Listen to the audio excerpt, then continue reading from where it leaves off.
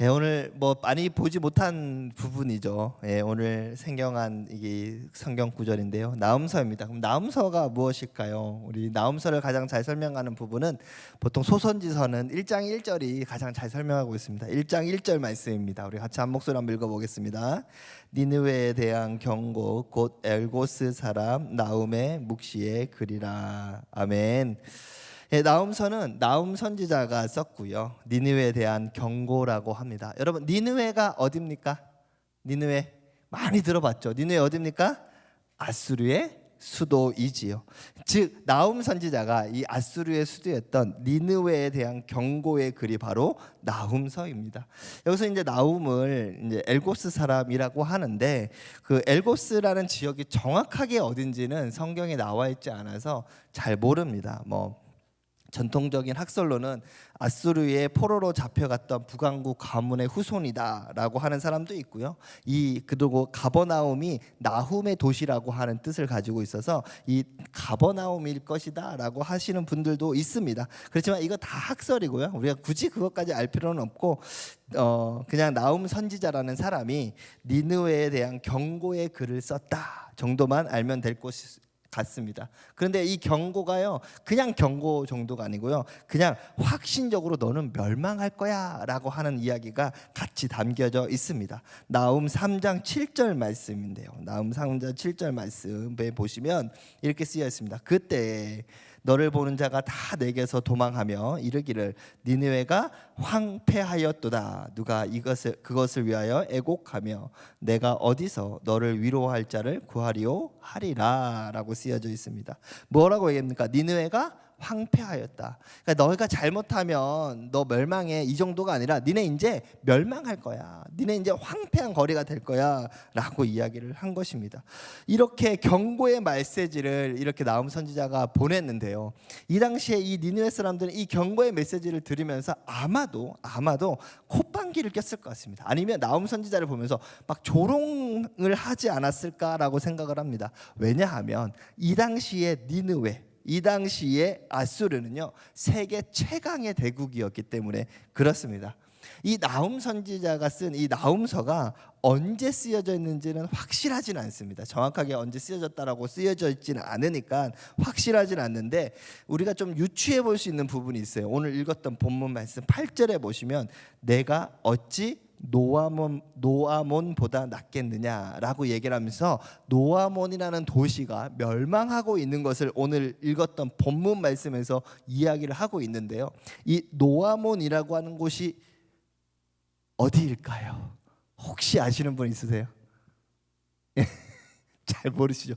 당연합니다. 잘 모르실 겁니다. 노아몬은요 지금 이집트의 테베라고 하는 도시를 이 노아몬이라고 합니다. 이 노아몬의 이 노는 히브리어로 도시라고 하는 뜻을 가지고 있고요, 아몬은 그 신의 이름인 아몬 를 얘기합니다. 즉 아몬 신의 도시가 바로 이 노아몬, 지금으로 따지면 이집트의 테베라고 하고 있습니다. 지금 뭐라고 얘기하냐면 지금 노아몬, 이 테베라고 하는 곳이 어떻게 멸망하였는지를 이야기를 하고 있습니다. 그것을 봤을 때 지금 니느웨, 이 아수르라고 하는 나라가 지금 바로 어디냐면 이 애굽까지 쳐들어가서 애굽의 도시들을 정복하고 있을 때라고 우리는 볼 수 있습니다. 즉 아수르라는 나라가 가장 강력했던 시기가 바로 지금 이 나훔 선지자가 쓰여져 있던 이 나훔서의 시기를 말하는 것입니다. 지도 하나 볼까요?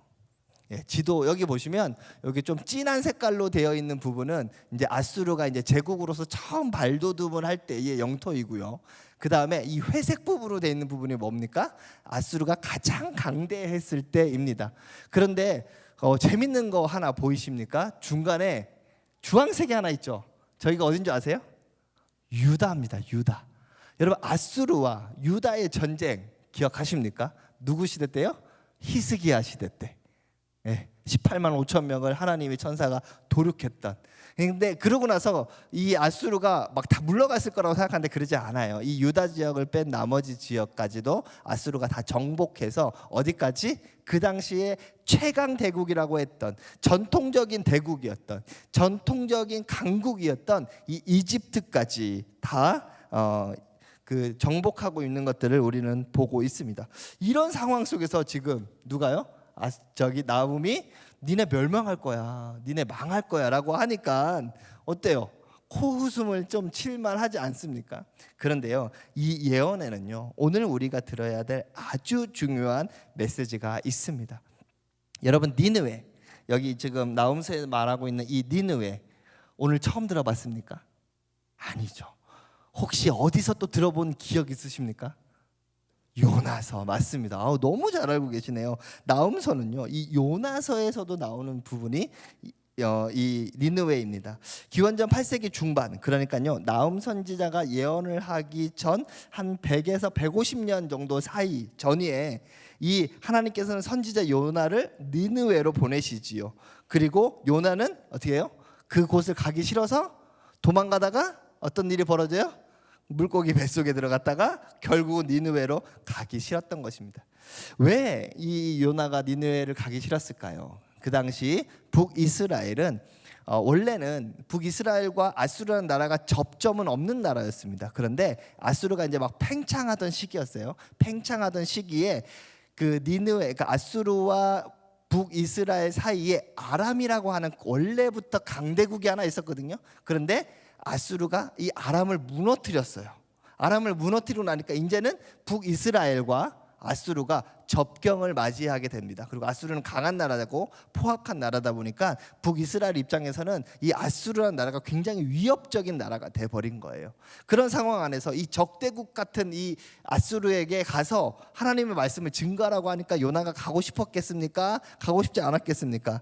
가고 싶지 않았죠. 그래서 도망갔는데 물고기를 통해서 결국은 가게 만들어요. 그래서 요나가 거기 가서 말씀을 증거하는데, 요나서 3장 4절 말씀에 보면 요나가 그 성읍에 들어가서 하루 동안 다니며 외쳐 이르기를 40일이 지나면 니느웨가 무너지리라 하였더니 라고 얘기를 합니다. 근데요, 이 분문을 보시면요, 요나가 얼마나 가기 싫었는지가 정확하게 나옵니다. 왜냐하면 요 앞절인 3장 3절에 보면 이 니느웨에 대해서 설명을 하는데, 니느웨는 사흘길을 걸을 동안 큰 성읍이라고 얘기를 해요. 자, 보세요. 사흘길을 가서 그 돌아야 되는 그 거리를 며칠만? 하루만. 아마 제 생각에는 그랬을 것 같아요. 사람들아, 니느웨가 멸망할 거다. 사람들아, 니느웨가 멸망할 거다. 이렇게 전하지 않았을까라고 저는 생각을 합니다. 그런데요, 이렇게 전하기 싫은 티를 냈는데도 불구하고, 이렇게 성의 없게 메시지를 전했는데도 사람들은요, 찰떡같이 알아들었어요. 그래가지고요, 요나서 3장 5절에서 9절 말씀을 보면 이렇게 써 있습니다. 뭐입니까? 니느웨 사람들이 하나님을 믿고 높고 낮은 자를 막론하고 굵은 베옷을 입었다. 여러분, 굵은 베옷을 입었다는 건 뭡니까? 내가 이제 회개할 때 입었던, 베옷은요, 거칠거칠한 옷이에요. 그래서 이 살갗이 닿으면 아프거든요. 그만큼 내가 지금 이것을 회개한다는 뜻이에요. 그리고 6절 말씀에 보면 왕이 보좌에서 일어나 왕복을 벗고 왕 또한 제 위에 앉으니라. 8절에 보면 뭐라고 합니까? 사람이나 짐승이나 다 여러분, 짐승도 굵은 베옷을 입혔대요. 각기 악한 길과 손에서 행한 강보에서 떨어질 것이라 하면서 이렇게 회개하는 장면이 나옵니다. 국가적인 대회개 운동이 일어난 것이죠. 그랬더니 어떻게 되었습니까? 요나서 3장 10절 말씀 같이 한번 읽어볼까요? 시작. 하나님이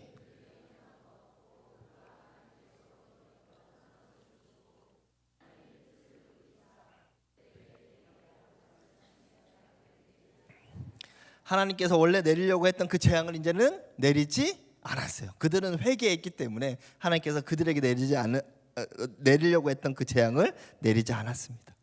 하나님은 재앙을 거두셨고 니느웨는 구원을 받았죠.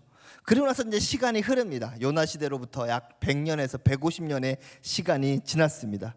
그런 상황 속에서 이 니느웨는 어떻게 변화되냐? 이렇게 변화됩니다. 티글라필레세 3세가 제국을 건설합니다. 사르곤 2세는 북이스라엘을 멸망시킵니다. 요나 때는요, 아직 북이스라엘 멸망할 때가 아니었거든요. 북이스라엘을 멸망시킵니다. 사네립은 니느웨를 재건축하고 웅장한 건축을 건축합니다. 에사라또는 이집트를 정복합니다. 오늘 가장 강력했던 사람 아수르 바니팔 시대에는 제국이 최전성기를 맞이하게 됩니다. 그러니까 그 요나의 이 이후에 100년에서 150년 그들에게 내려야 했던 재앙이 회개 운동으로 해서 다 거두어지고 그 다음에는요 그들은 최전성기를 이제 맞이하게 됩니다. 얼마나 큰 전성기였냐면 이 오늘 이야기하고 있는 이 니느웨가 어떤 도시가 되었냐면요 성벽 높이가요 30m입니다. 둘레가요 12km나 됩니다.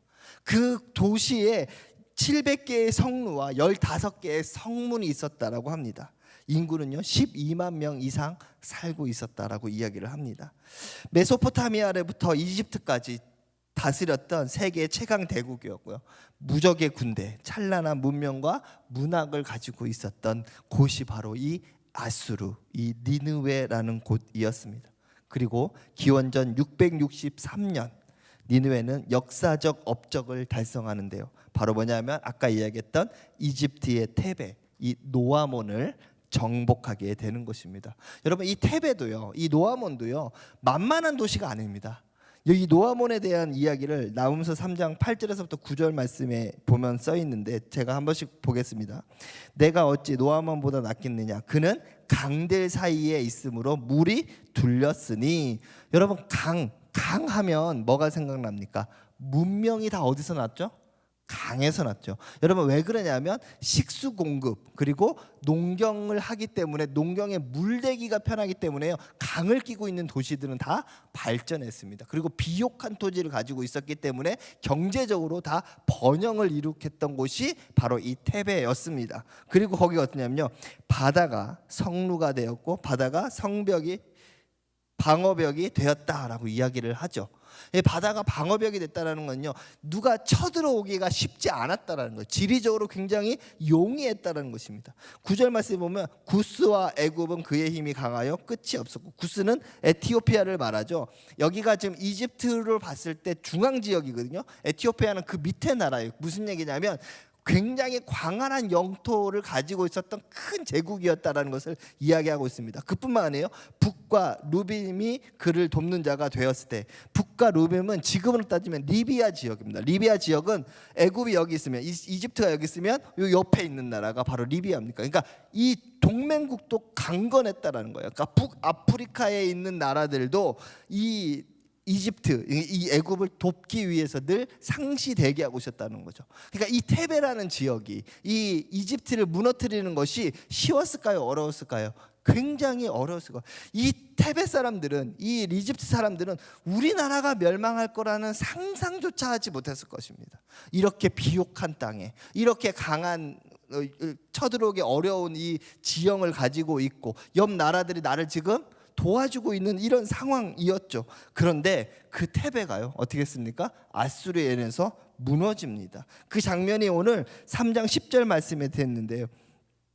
9절 말씀부터 보시면 북과 루빔이 그를 돕는 자가 되었으나 그가 포로가 되어, 그렇게 막 돕는 자가 되었으나 그가 포로가 되어 사로잡혀 갔고, 그의 어린아이들은 길 모퉁이에 메어침을 당하여 부서졌으며, 그의 존귀한 자들은 제비 뽑혀 나누었고, 그의 모든 권세자들은 사슬에 결박되었나니. 무슨 얘기입니까? 지금 테베가 멸망했다라고 하는 것입니다.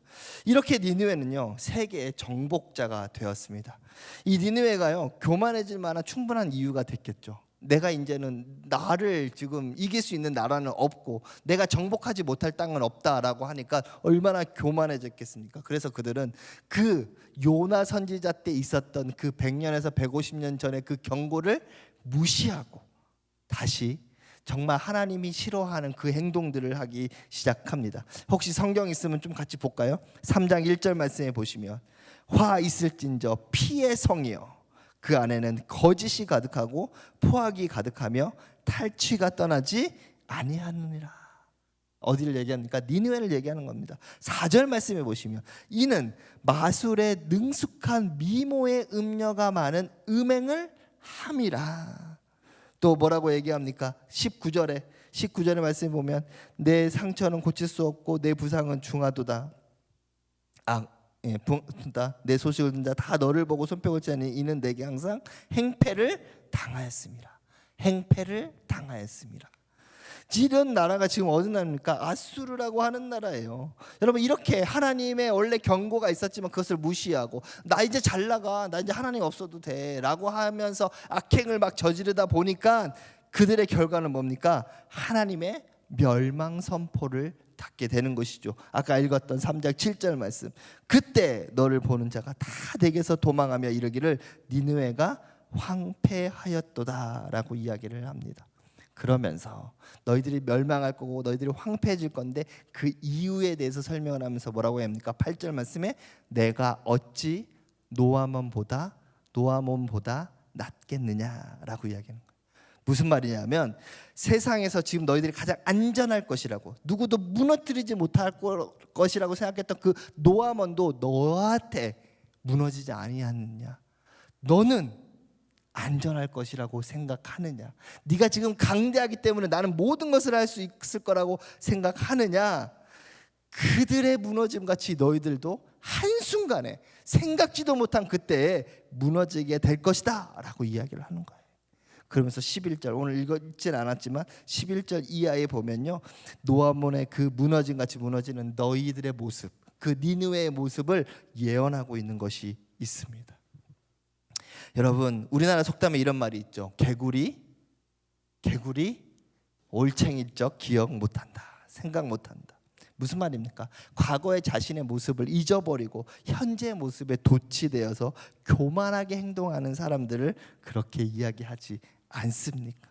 니느웨는요, 하나님의 은혜로 멸망을 피할 수 있었고 그렇기 때문에 강대한 나라가 될 수 있었음에도 불구하고 자신이 다시 강대해지니까 교만해지고 악을 행하는 나라가 되었다라는 것입니다.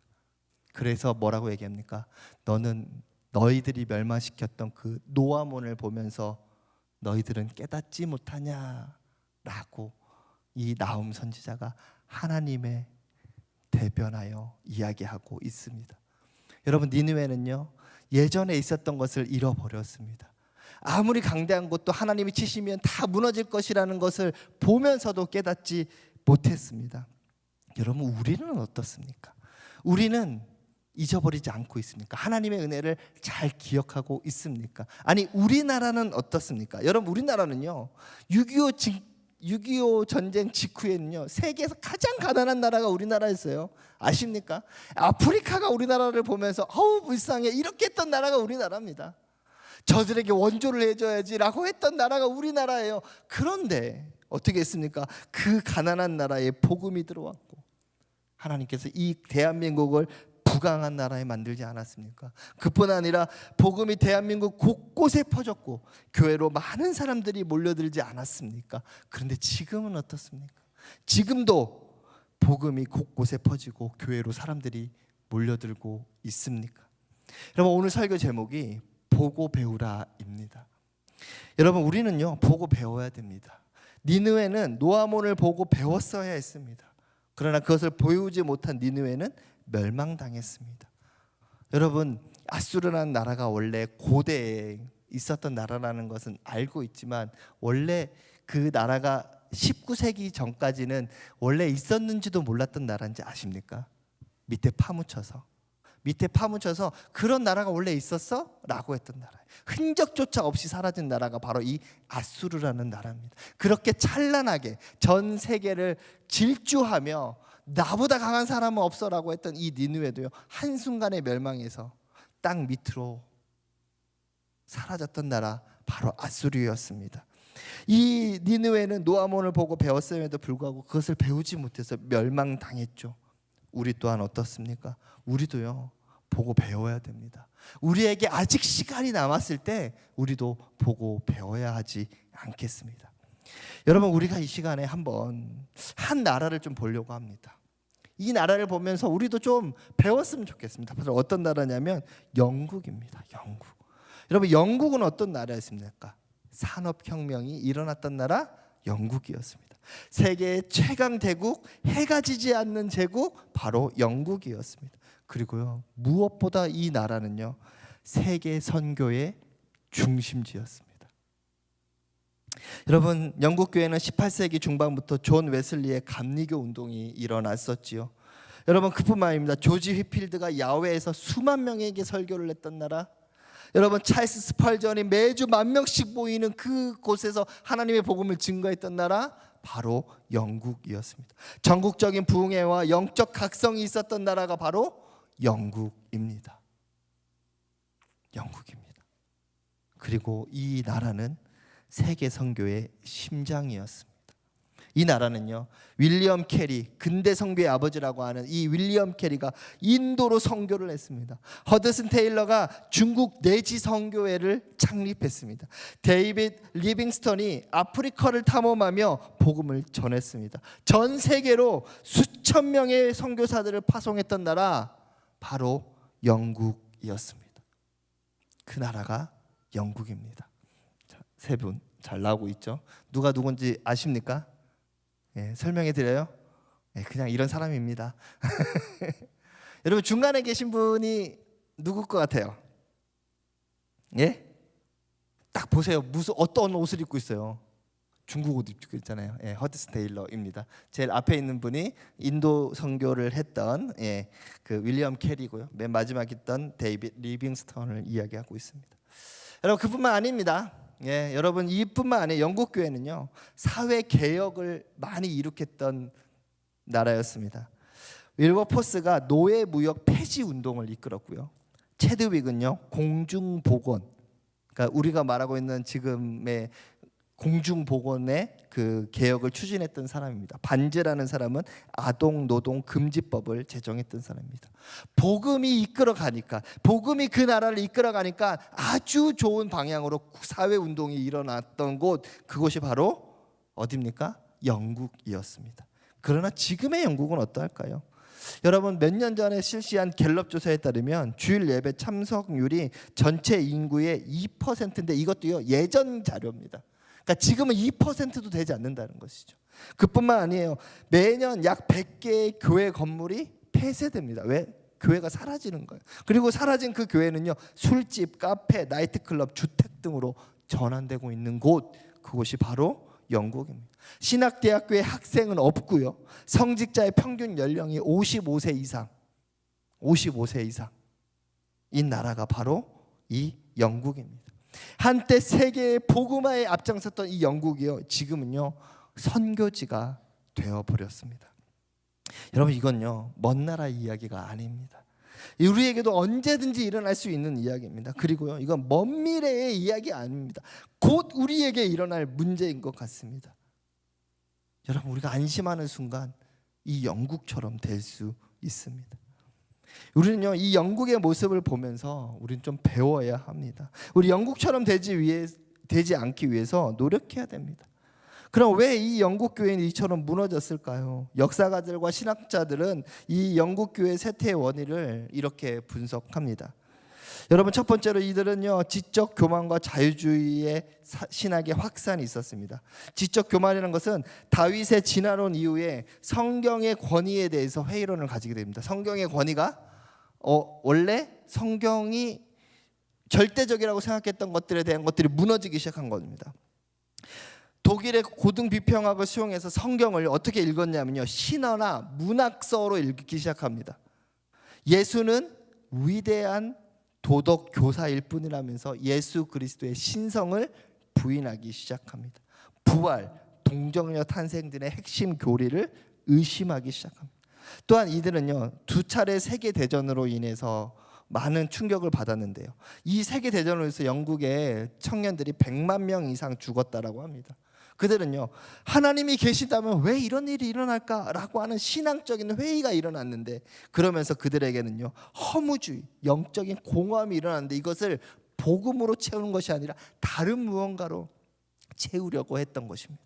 세 번째, 그들에게는요 물질주의와 세속화가 일어났습니다. 산업혁명을 통해 경제성장이 일어났던 그 풍요로움 때문에 우리는 교회가 없어도, 하나님이 없어도 잘 살 수 있어 라고 생각하기 시작했습니다. 그뿐만 아닙니다. 일요일일 상업화, 일요일에도 일을 해야 돼, 돈을 벌어야 돼 라고 하면서 주일 성수의 경계가 무너지기 시작합니다.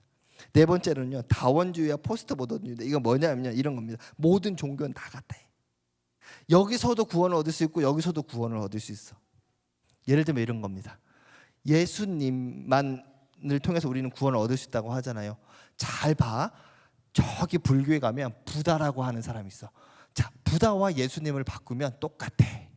이렇게 이야기하는 것이 다원주의입니다. 어느 길을 가든지, 산을 올라가는데 어느 길을 가든지 산만 올라가면 돼. 구원을 받을 수 있는 많은 길이 있어 라고 이야기를 합니다. 그러면서 절대적인 진리는 없어 라고 하면서 복음의 배타성을 거부하기 시작합니다. 다섯 번째로 그들의 가장 치명적인 것은 기도와 영성의 쇠퇴입니다. 여러분, 그들의 신앙은 형식적인 예배로 전락하고 개인의 경건 생활은 붕괴되었습니다. 성령의 능력은 상실했습니다. 살아있는 신앙이 문화적 종교로 전락하기 시작한 겁니다.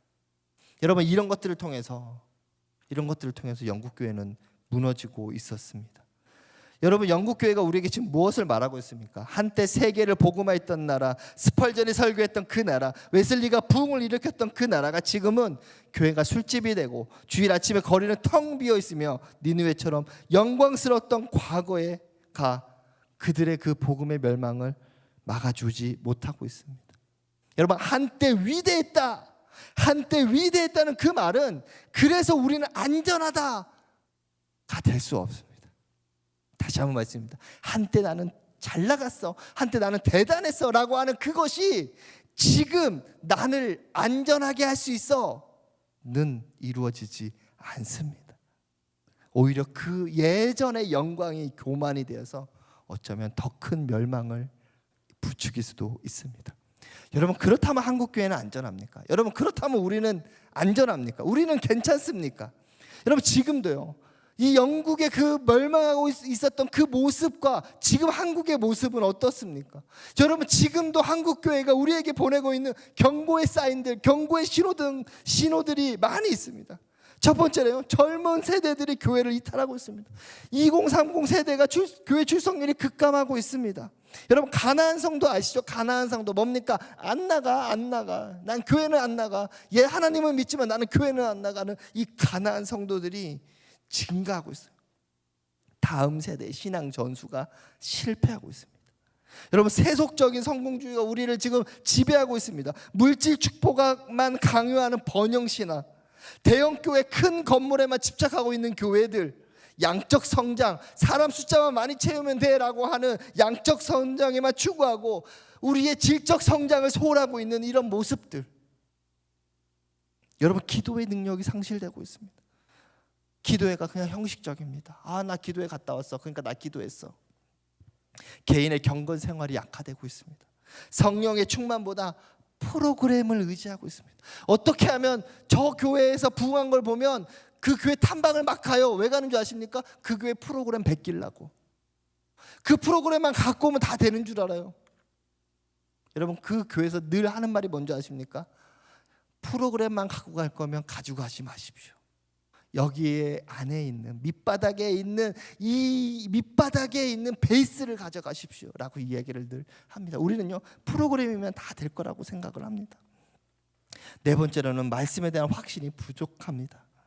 창세기를 신화로, 어떤 기적을 과학적으로 설명할 수 있다라고 생각합니다. 세상의 가치관에 타협하고 있습니다. 절대 진리 대신에 상대주의가 뭡니까?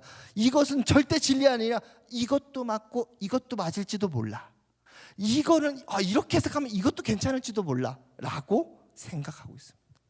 다섯 번째로 우리는요, 세상의 구별됨을 상실하고 있습니다. 교회 안에 부패와 스캔들이 있습니다. 성도의 삶이 세상들의 삶과 다르지 않습니다. 빛과 소금의 역할도 상실하고 있습니다.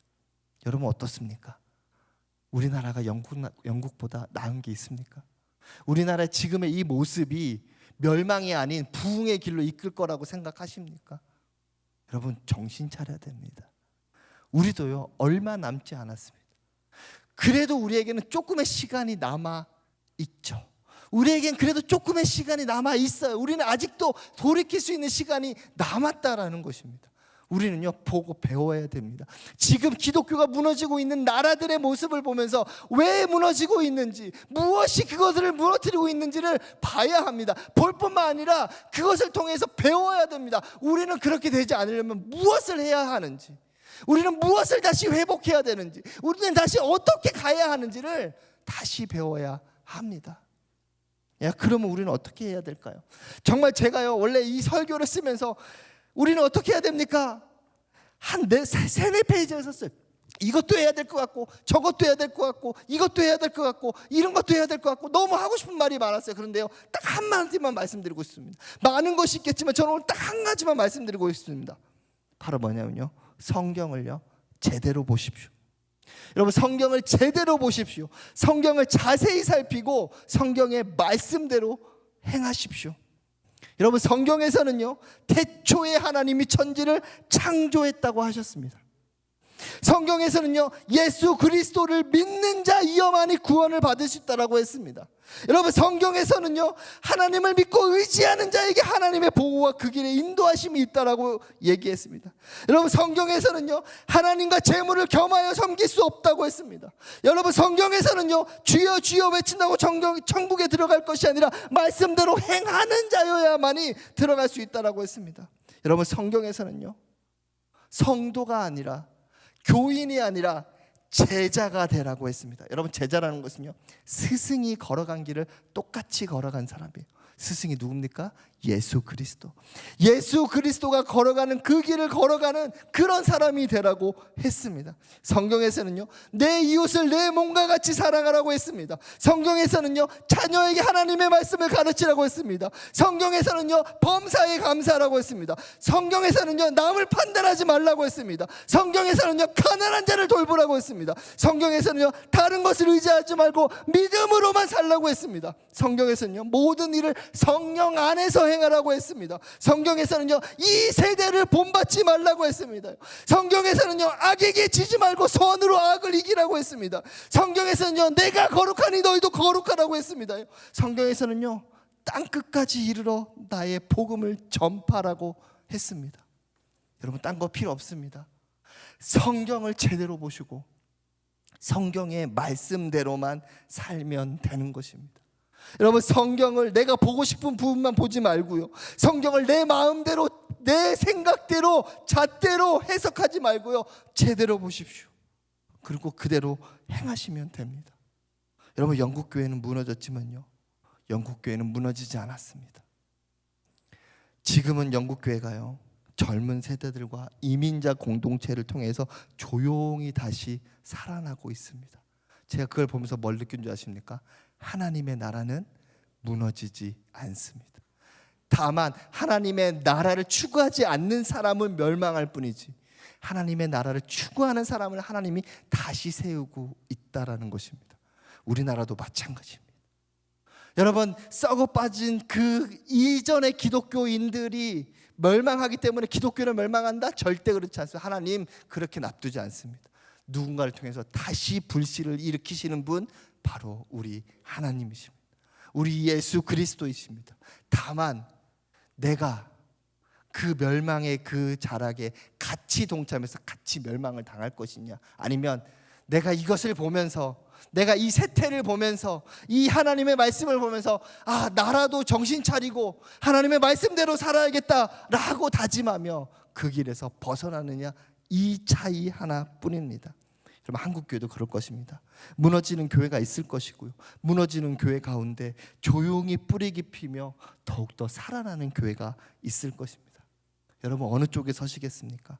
세상과 타협하며 말씀을 내 마음대로, 내가 하고 싶은 대로 행하며 무너지는 쪽에 서겠습니까? 아니면 남들은 다 손가락질하지만 그럼에도 불구하고 나는 하나님을 믿는 사람으로서 성경대로 살 거야 라고 하며 살 것입니까? 여러분, 정말 성경대로 살면 됩니다. 말씀을 제대로 읽고 말씀대로 살면 그 안에 부흥의 역사는 같이 올 것입니다. 여러분, 그렇게 사는, 그 말씀대로 사는 저와 여러분이 되시기를 예수님의 이름으로 축복합니다. 아멘.